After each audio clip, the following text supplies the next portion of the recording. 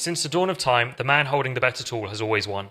Bronze came in and beat stone, iron came in and beat bronze, guns came and beat swords, and tanks came and beat guns. This has always been the way, the tool itself was the advantage. But here's the thing no one is yet talking about. When everyone holds iron, having iron stops being the advantage, and the advantage falls to whoever knows how to use the tool the best. Right now, in 2026, every single one of your competitors has access to the most powerful tool mankind has ever produced, and it costs $20 a month. It sits on everyone's laptop, and pretty much everyone is still using it like a sophisticated Google search. So today, I'm going to show you the Master Prompter Framework, which is my own framework that I use to make prompts so good, it feels like you're cheating. By the end of this video, you'll know how to use AI better than everyone around you. Let's go. So to understand how to use the tool the best, first of all, you need to know about the tool. So to look at Claude first, Claude has two main models. You've got Sonnet and you've got Opus. Now, both of them are incredibly powerful, but they're for different use cases. So most people just leave Claude on Opus and they just do everything that they want to do with Claude on the same model. But the thing is with Opus is it's like a scientist. It's really smart, but it does tend to overcomplicate things that are a little bit more simple. And even if it doesn't, it consumes a lot more token usage than Sonnet. So if you're on just the Pro plan, or even if you're on the Max plan, moving to Sonnet for the grunt work, the more simple tasks, is going to stop you coming up to the usage limits of your account. The other thing as well is that Sonnet is really good at just following instructions. So if you've got a task that just needs it to do A, then B, then C, use Sonnet. If you need a task that's got a little bit more synthesis involved, go to Opus. Now, currently, pretty much everyone is using Claude, but Gemini is really, really good at doing deep research. It's currently the best model for doing deep research. It has a dedicated feature that it behaves slightly different to a normal AI. It goes away for like 10, 15 minutes and it just goes from data point to data point to data point, finding as much as it can before it then starts doing its synthesis. So it's like adding a really long extra step, almost like a paralegal, just going and researching as much as it can before it then starts to think. This is especially useful in e-com because currently Google has a data deal with Reddit. So it's the only AI that can unrestricted go and read every single Reddit comment, every single Reddit post, and use actual customer verbatim. So you can build out your avatars and your angles based on actual comments from actual real life people, rather than just sort of theories that you've come up with by yourself.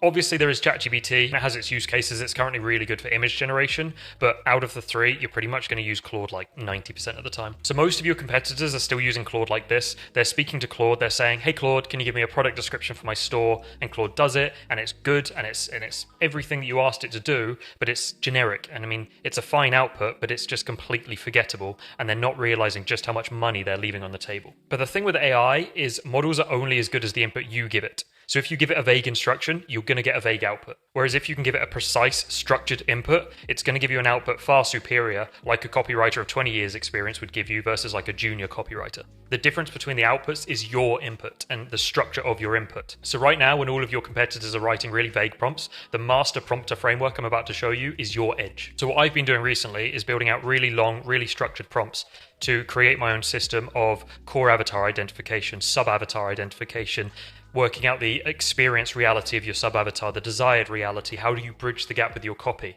And it's really AI heavy, and I'm able to get such quality, such high level outputs because the structure that I put together to create these is such high level. So I wanted to give you this framework I've been developing over the past few months completely for free, and it's really powerful stuff. And it's basically split into 4 steps. The first one is to ask the model to define success before you write anything.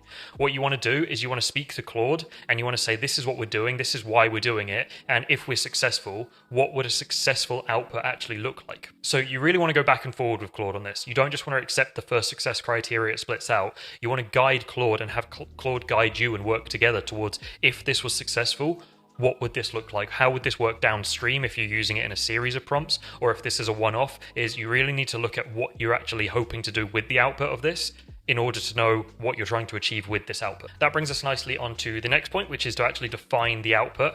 And defining the output is physically looking at how do you want the output from the model to be structured. That's as simple as saying, do you want it in a MD file or do you just want it in text written? Do you want it with certain points that are bullet pointed? Do you want 10 examples, 5 examples? Do you want a full synthesis block at the top? Do you want it just to have no prose? You need to talk to Claude, and again, this is affected by your downstream usage of what you expect to use the prompt for, but you physically just need to look at, okay, this is what we're trying to achieve, and if we achieve that, what would the output look like? The idea with the system is effectively to work backwards all the time and always hammer back to what would success look like. So we're going to define success, then we're going to define the output that would fulfill that success. So the third step in the system is to actually build the framework. So this is a case of speaking to Claude and actually saying, what are we doing here in order to get the output? But the main distinction here is you don't want to focus on what, you want to focus on why. Claude has got really smart and is continuing to get smarter. They're just releasing new models all the time. And if you take the time to explain to Claude why you are doing what you're doing, it can take that reasoning and it can convert it into context that it will then build these prompts out with, so that the model downstream understands what it needs to be doing. Because you've got to remember, when you're building the prompt with Claude, you're building the prompt that is going to go to another model that doesn't have the context. So you really want to make sure that your Claude really understands what you're doing and why you're doing it, so that it can be assured to include a really nice context block within the prompt that you then feed to your model downstream. Part of the context and step 4 of the process is to define the input that you're putting into it. So for me and my system, I was doing a series of prompts that fed from A to B to C to D. Say I was in prompt D, I might need to feed it the outputs from both prompt A and prompt B. So you need to work again backwards up the system from success and work out, okay, I want it to do X, Y, Z. In order for it to do X, Y, Z, what is it physically going to need to have access to? So in my case, part of my system is I go through Gemini and I scrape a load of customer verbatim. I go with Claude and I do a load of synthesis to work out what the experience reality of my customer looks like. So I look at what does their daily life look like? What's a normal Tuesday for them when they wake up? And how does this problem affect other areas of their life other than the direct context of where the problem actually lives? From that, I create an experience reality document.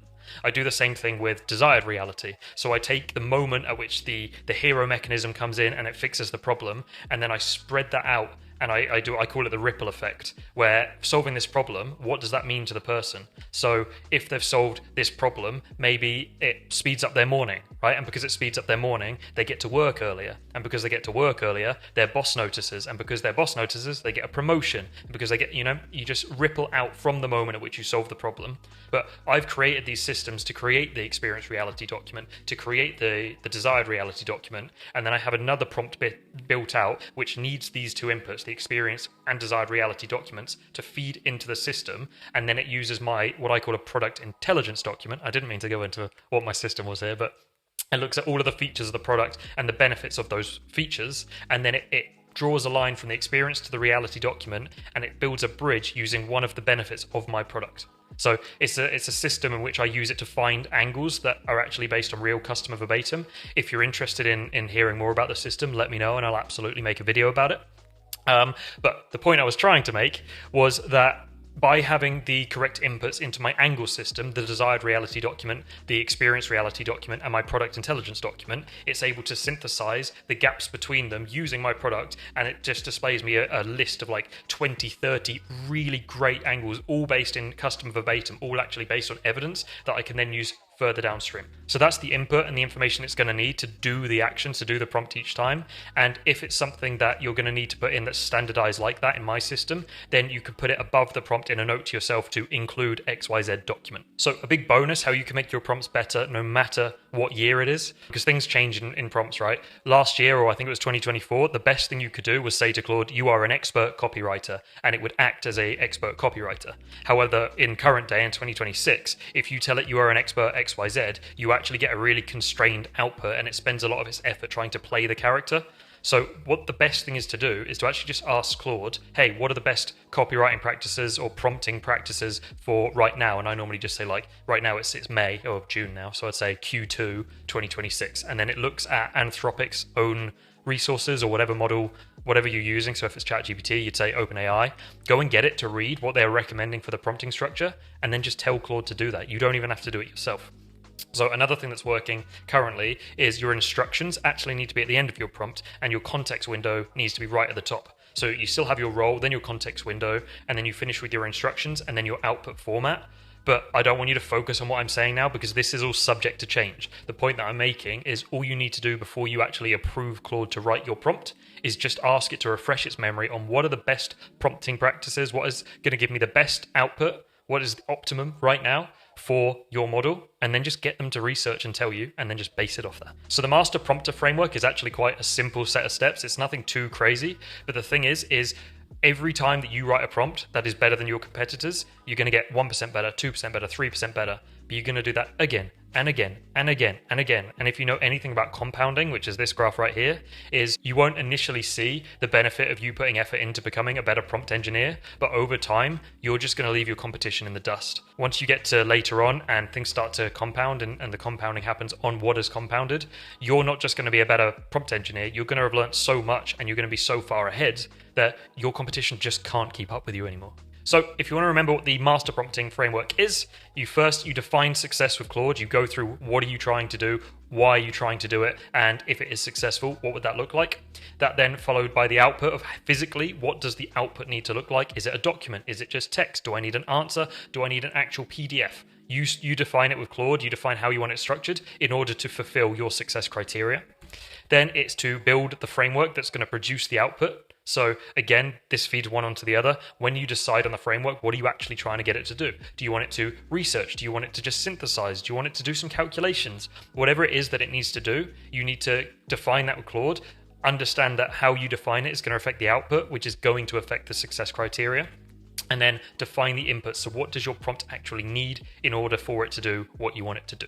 So I really hope that was useful to you. I've been finding crazy amount of success with this prompting structure. The prompts that I'm putting out are just such high level prompts, and the responses that I'm getting back are just utterly insane. The angles that it's able to identify is giving me just an absolute arsenal of angles that I can test, and they're really high quality. They're all backed on actual evidence, actual customer verbatim, with the idea being that if one customer has that problem, you've probably got 2, 3, 4, 500 1,000, whatever. But over to you. You can now use it. Let me know how you get on with it. If you found any value from this video, I'd really appreciate a like and a subscribe. If there's anything you'd like me to make a video on, please tell me. If there's any success you found with this prompting framework, let me know down in the comments. I read everyone.